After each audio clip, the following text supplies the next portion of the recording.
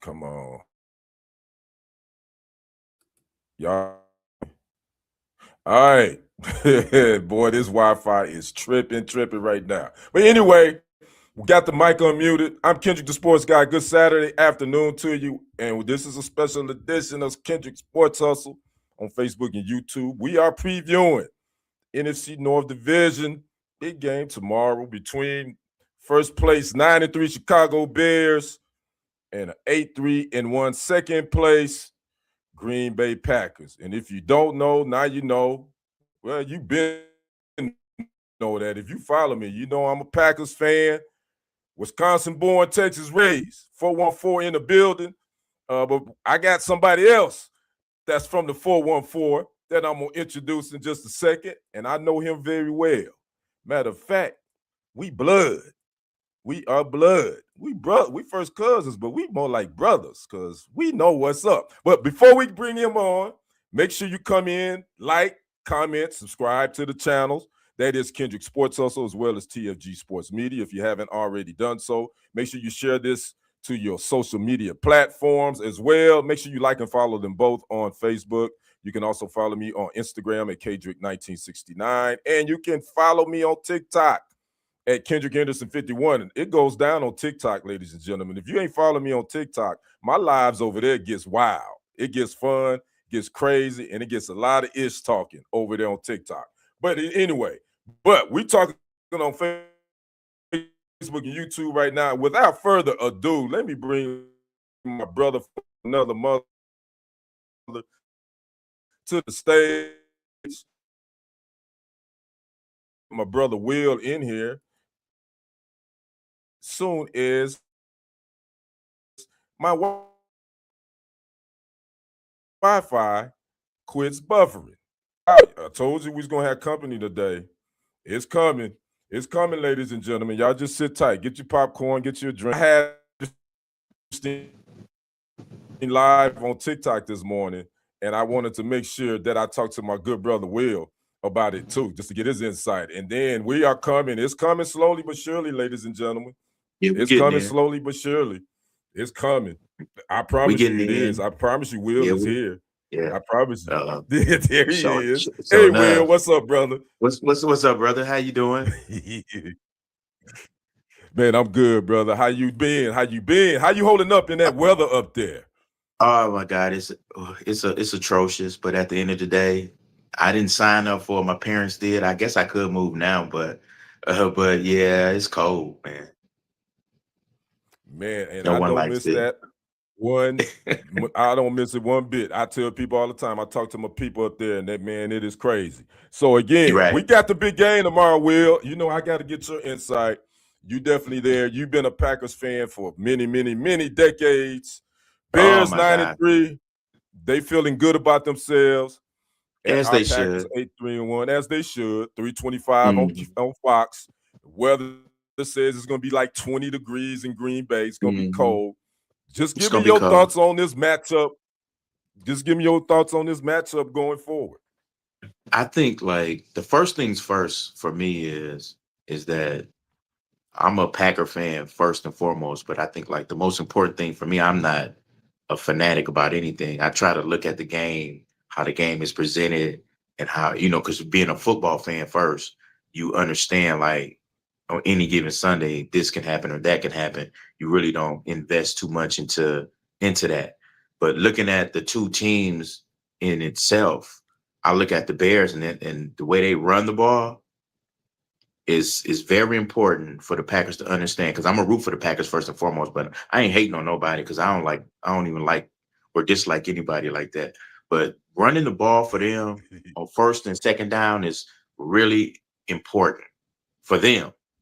And for my team, the most important thing for them to do is get them in third and long. If we get them in third and long, then it'll be incumbent upon the game plan changing for the Bears. Because if we get them out of, because first down, if the numbers say it, is that they are probably one of the better teams that run, because that line get them yards on first and second down. It's because they in a lot of third and short. So you got to get them in third and eights, third and sevens, you know what I mean? So at the end of the day, I think the most important thing for the Packers is to stop their run game.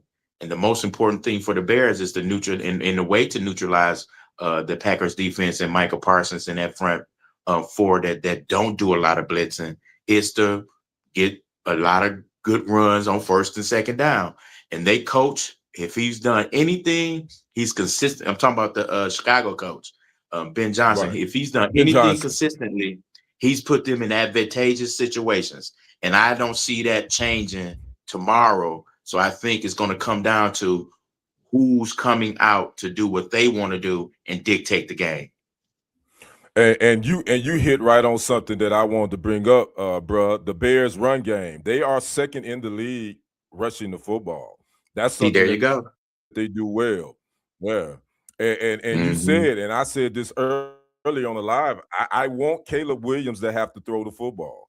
Yes, That's please. what I want him to have to do because he's in the bottom of the league when it comes to completion percentage. I looked that up this Mm-hmm. morning. So you talk about the game plan right on. We want the Bears to Yeah, we jumped right in have to it. pass the football, but we want to keep them. Mm-hmm. Yeah. We want to keep them in third and longs, man. We don't want them to get Mm-hmm. 6-7 yards on first down.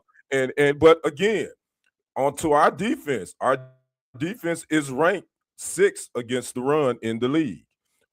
Actually 8th overall versus the run. We've held I some think good running backs in check, haven't we? I agree, but I think Yeah. sometimes those numbers can fool you because we look at Carolina and what they running Mm, back did. mm, The former Cowboy, I yeah. don't remember his name, so I ain't even gonna do him a disservice. But he ran, Rico Dowdle. Rico Dowdle. yeah, Yeah. yeah. Rico ran over them Rico Dowdle. I remember. like he was Rico from Paid in Full. He had a point to prove. And so it's like we couldn't stop him for nothing. So at Hmm. the end of the day, I think like those numbers can fool you.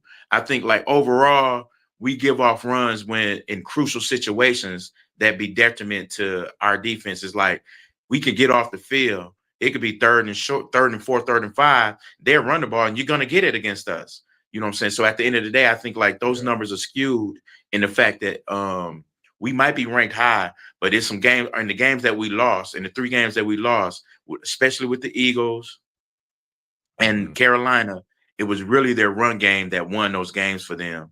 So it's like at Yeah. the end of the day, I think like even though we highly rank, and I'm pretty sure we can stop it, but like I say, it's got to be one of those games to where that's a concerted effort on everybody that ain't reliant upon one man to tackle the ball. We can't be reliant upon our defensive linemen. Everybody got to be in on it. The linebackers, the safeties, Right. and the corners and the ends, especially Michael Parsons. Don't give up that edge, you know.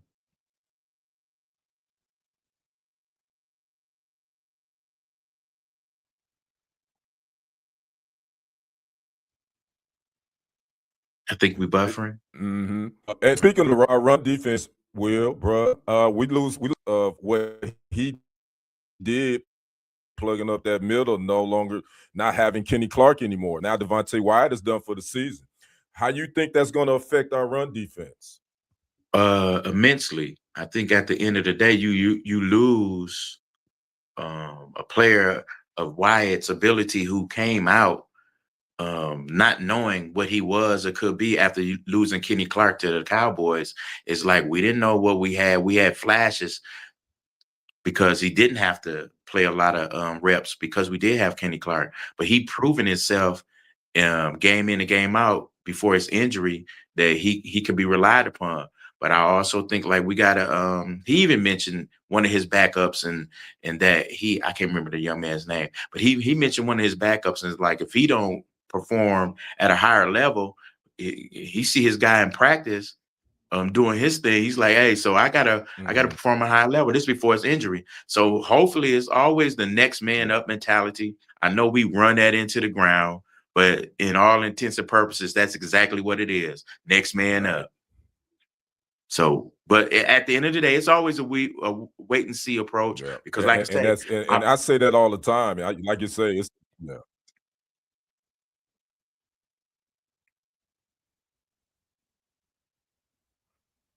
Yeah, and it's sorry for the delay. If when you watch this, yeah. that's probably on my end with this Wi-Fi, but it's gonna all work out. Let's talk about some of the injuries, bruh. I just mentioned Devontae Wyatt. He's out. We won't have him tomorrow. We won't have Savion Williams tomorrow either with a foot injury. We won't have running back Marshawn Lloyd with a calf injury tomorrow, nor will we have defensive lineman Lucas Van Ness. He's out. We hadn't had him really consistently all year. Right. As far as the Bears, they're going to be out without one of their weapons for Caleb Williams, Romeo Odunze. I think I said his name right. Yeah. I probably butchered it. Romeo Odunze. He's out. How will these injuries affect this game on both sides, in your opinion? I think let's start with the Bears. I believe he's probably their top receiver, but it ain't like Caleb Williams throwing all over the place to begin with. And I think, like, for me, what I fear the most about the Bears is their inside passing when they go to commit and some of their receivers that run in the slot. So I don't think, like, for what they do, because they run the ball so well. So a lot of that is play fake and roll out, and you got Caleb inventing stuff on the fly. You know what I'm saying, to create with the tight end and whoever their slot guys are. And anything over top ain't really materialized as much as they probably wanted to. But at the end of the day, for them, the injury with their top receiver out, it don't affect them as much because, like I said, a lot of the stuff that they do is in between the tackles. So it's like you're not going to really be like scared or upset that, I mean, you want your top guy there, don't get me wrong, but it's not end of the world for them because it's, as long as they're running the ball well, and they get into the middle and the meat of the field, they'll be okay, to be honest with you. But I think the Packers' biggest concern should be with Caleb Williams out of the pocket using his feet. His arm, I ain't scared of his arm, but we've always had a issue with running quarterbacks. For lack of a better way to describe them. But dual threat quarterbacks have always been an Achilles heel for the Packers. So at the end of the day, if we keep him, and like you said earlier, make him be a passer, and with their top receiver out, and if we can shore up the middle, I think we can neutralize a lot of what they do. Now on the Packers end, as far as injuries go, it's like we haven't had Van Ness all season. We haven't had Marshawn Lynch all season. I don't know if Jaden Reed's going to play. I don't know if he's out. I haven't read the injury report. I don't know if he's in or out, or Golden for that match. I don't know if he's in or out. But if we get either one of those receivers back, that bodes well. They questionable, bro. They still questionable. Okay, so like if Jaden Reed play, because he has had they questionable. Jaden Reed, yeah, Jaden Reed. Yes, he has. Yeah, he has. By the way, Jaden Reed is our cousin. Right, and little cuz, what up, little cuz? But at the end of the day, it's like if he gets in the game, right. If he gets in the game, it's like for us, he has always shined against them, and that just gives us another weapon. But what I'm more concerned about, like I say, our linebacker 7, his last name Walker, but he ain't no kin to me. But number 7, if he's playing, I was gonna ask that. I don't claim him. Yeah, I was going. I don't want to publicly hurt nobody, but I ain't trying to hurt nobody. But at the end of the day, it's like injuries are really not going to be a big issue for this game. I think like we each team got somebody they will prefer to have in, but I think with a rivalry like this and the venom that these teams have for each other, that next man up mentality is really going to be important right now. You're going to really see it very prevalent. You're exactly right. And to speak about, this big rivalry, let's talk about the Bears defense real quick. I want to throw this stat out at you. Believe it or not, the Bears lead the league in takeaways. They have 26. Yeah, I can believe that. They have 17 interceptions, and they have a turnover differential of plus 17. Right. But they're the 27th ranked defense overall. So what you said earlier, sometimes stats don't tell the whole story. Yeah. Even though they're the 27th rated defense in the league, they lead the league in takeaways. And we all know takeaways is big when it comes to winning football games. Yeah, I agree. And so that whole mantra, men lie, women lie, numbers don't, is a fallacy in that, because that number is lying. Because I Mm-hmm. think if Mm-hmm. you don't, what that number says to me is if you don't turn the ball over, you can go down the field on them. I think the Lions proved, and we Right. just talk about the Bears defense right now. The Lions proved when you really just be efficient with the football, the Bears have no answer for whatever you do. If you make mistakes or if they be opportunistic and make you turnovers, because I've watched some of their games and a lot of times they're creating it. It's not necessarily they're waiting for teams to make mistakes. The Mm-hmm. Bears defense do create a lot of their situations when it comes to turnovers. But what they, like I say, the numbers say, hey, they're still 27th ranked in the league. So at the end of the day, it's like, if you control the ball, if you secure the ball, offensively, you should be able to get whatever you want from this Bears defense. Just in my humble opinion. Yeah. Let's talk about our Packers defense real quick. One interesting stat about it. They have allowed fewer than 20 points in all 6 home games this year. What that tells us is the Packers defense doesn't give up a lot of points, but the concern I do have is we do give up a lot of long drives. We let teams Mhm. have 10, 11, 12 play drives, and that's a concern for me. Your thoughts on that, bro? Yeah, I think we do definitely have a problem with getting off the field. I think for them getting off the field on third down has been a problem all year long. It's like you look at the formations, you see what's going on, and you know what's about to happen. Well, I'm gonna speak for myself because I'm a Willie savant. But it's like you see what about to happen, and you like, okay, let's get off the field. It's 38. Like, okay, you see what they doing. Mm-hmm. Like, let's defend it this way. But I think one of our biggest issues is getting off the field and on third down. And if we can shore that up, that would be very, very important in this game. Any game, to be honest with you, but it's going to be very important in this game because, like I said, Caleb Williams, when all else fails, he will put his head down and run the ball. He will get out there and because Oh yeah, he ain't yeah, unlike Jordan Love. Jordan Love is reluctant to run more times than he could probably just pick it up with his feet. He want to prove that he's such a pocket passer. Caleb Williams ain't like that. He like, okay, well, yeah, I need 4 yards. Okay, I got to run to yeah, get it. yep, You know, so we got to be yeah. You're conscious right. of the fact that he will run and pick them yards up. Because for me, I think a lot of teams lose focus in the fact of playing to the next play. You know what I'm saying? It's like it's 3rd and 5. If you need 5 yards, why are everybody running down the field? Somebody got to just pick up the 5 yards. And I think the Bears do that very well, Right. more so than anybody. They'll pick up the yards on the field that they need, as opposed to everybody, trying to get the big play. Because the big play has avoided Yeah. them mostly this year anyway. Right. Bro, the Packers are open. This is they 6.5 point favorites. Actually, I looked at that line yesterday, so it may have moved a little bit. I have no idea. The Packers lead this all-time series 108, 96-6. But the last time these two teams met, the Bears walked off a Lambeau with the victory back in January 24-22. Does that does that game still even stick in your mind? Do you even remember that game? Oh, I just lost me. Uh, we're gonna come back. I don't know what happened. My brother, I lost him. So we're gonna pick up with that. But again, I was just talking about the last meeting between these two teams. That is the Bears and the Packers at Lambeau. The Bears walked out of there with a 24-22 win. And that definitely left a bad taste in my mind as well, Packers fans. But I think they ended up finishing with 4-13 or something like that. So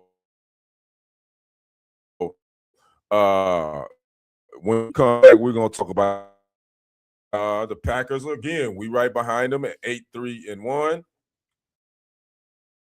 and this is it's been a while since we played the Packers have played where it really had something. It's been a long time. Matter of fact, I think the last time the Bears clinched a winning record for was in 2018. And I think I got my brother Will back. Hopefully that we can get him in here. I see him pop up. There you go. I don't know Back. what happened. You good, bro? I don't know either. Yeah, I'm You back, back. baby. You back. All right. But I was talking about, I think I asked you before we technical difficulties. Packers lead this series 108, 96, and 6. But the last time these teams met, left a sour taste in our mouth. The Bears walked off with a 24-22 victory back in January of 2025. Do Yeah. you even remember that game? Do you even think about that game anymore? I don't think about the game, but I do remember it because, like I said, I know they kicked a last second field goal to win it. But what I remember is that what we normally do is play down to our competition. Not like we're world beaters, but they are who we think they are, at least. No shade. Well, maybe a little shade. But but at the end of the day, but yeah, I remember that game. But I think like we even lucked up. We even lucked up and won the first game that we won with a blocked field goal because we were supposed to lose that game. So the Right. first game of that season. So at the end of the day, I think like anytime with rivalries, I think like even though we've had the better hand lately, and lately meaning since what 93.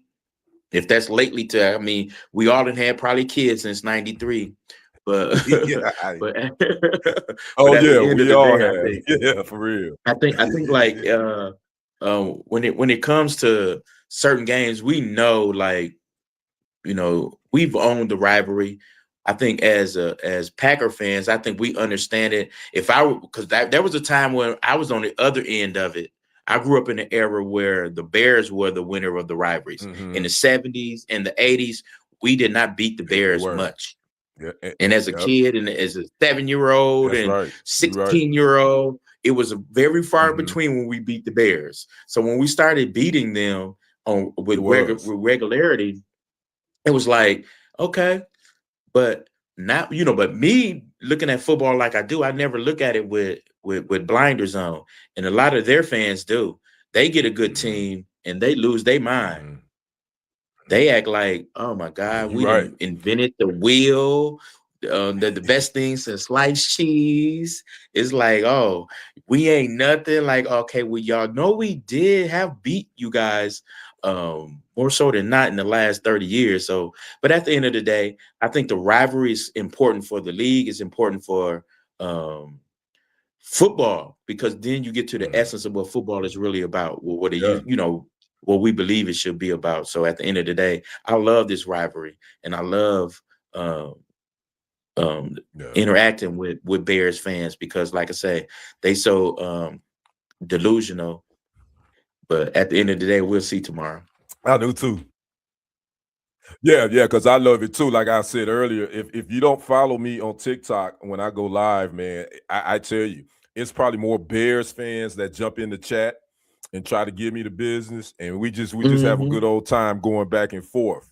You know what I'm saying? So they definitely, on the most part, I definitely think it's good for the NFL. For the most part, I have to say on the that. most part, And I think when you talk about, go ahead. Go ahead, bro. You say for the most part, what? On the most part, the Bear fans are delusional. Yeah, I'm about to be messy, and you try to have civil conversations with these people. You try to have conversations with them that okay, when we talk about to be petty.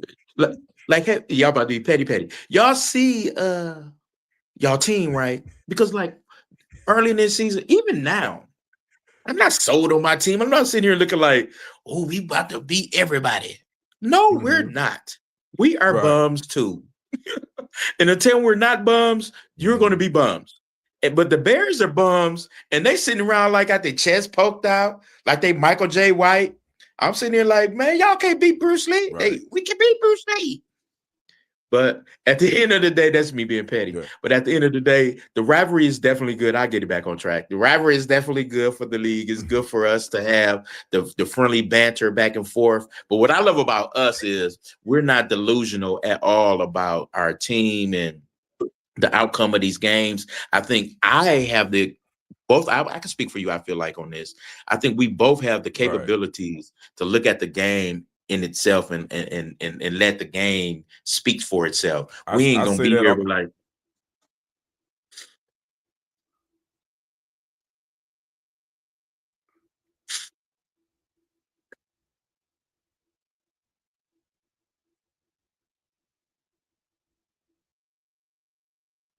I think we froze. But if you can hear me, but I think the Bears, I really am proud that it's a real rivalry now. And with it being a real rivalry, for me as a Packer fan, I think it speaks volumes for football because we need rivalries. If you don't have rivalries, a lot of time the game just loses its luster. So when you got the game like in regions like Cleveland and Baltimore, that's a natural rival because you stole my team. So at the end of the day, it's like you're gonna naturally not like them. Pittsburgh and yeah. Baltimore. You know, are you back? You faded. I couldn't hear you. I don't know if they could or what. I just started talking, but I can hear you Oh now. yeah, So you faded too, but that's all right. I heard you. No, you good, bro. It's this Wi-Fi. We gonna roll with it. okay, that's what's up. Yeah, we gonna roll with it. It's this Wi-Fi, but we gonna roll with it. We're gonna keep it rocking. Yeah. But I know you was talking about the delusion about how we, when it comes to football, we're not we're fans, but we're not fanatics. And I know that I Mm. think that was the gist of what you were saying about, Oh yeah, for a sure. lot of the Yeah, things, and I say that all the time. yeah, because I'm not a fan. I'm not a fanatic. you're right. I Yeah, get it. I know. I watch football from a fan sport played fan, it. and I'm probably fading out now. But Yeah, you fading out now. but Played continue it. your I could do my whole thoughts though. diatribe now. I could do my whole Stephen A. Let's unimpression. if you can I can hear hear me, you. bro. I can hear you. Let's talk about this real quick. I got to. Fade in and out.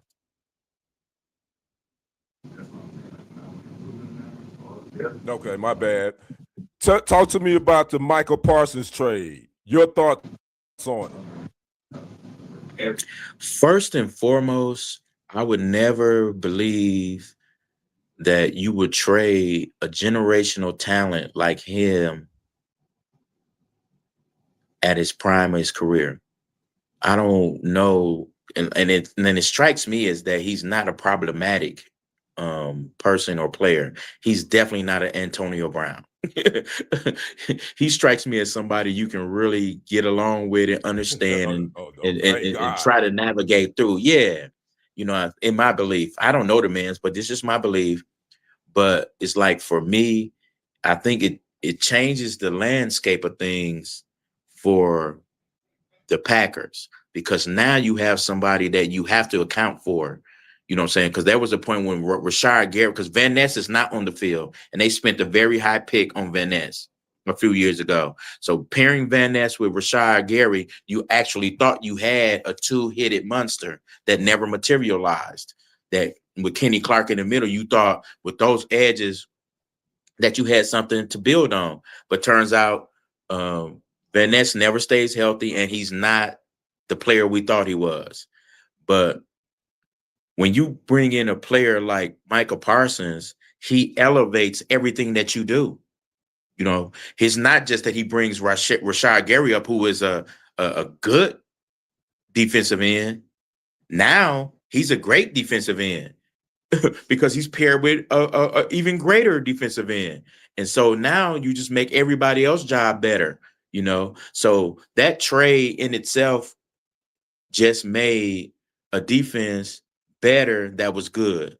You made them to be better in the sense that, like, even on the back end, the defensive backs, when you know you got 3 seconds to hold someone, a legitimate 3 seconds, you can really defend better knowing that the front end is at the quarterback's ASS. So I think that trade really put the Packers defensively, because like I said, it's three phases to football. You got special teams, offense and defense. But to me, I say 4 phases, but to me, the most important phase is coaching. You can have every phase covered. If you got a coach that don't understand the assignment, you will not win. Like Denny Green said. No, like Mike Singletary said, we're gonna skip Denny Green. Can't do it. Can't win with him. Can't do it. So at the end of the day, I think like the Michael Parsons trade really elevated the Packers to a point to where all season long, you know what you got, you know what you can do. So now you just got to go out there and do it. I think we lost our moderator. I think Kendrick is gone. And I know he don't want this to be the Willie show.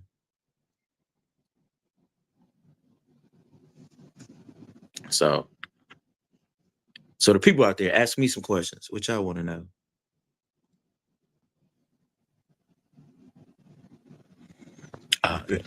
Okay, well, sayonara, peace out, go Pack go, and the Bears still gonna suck.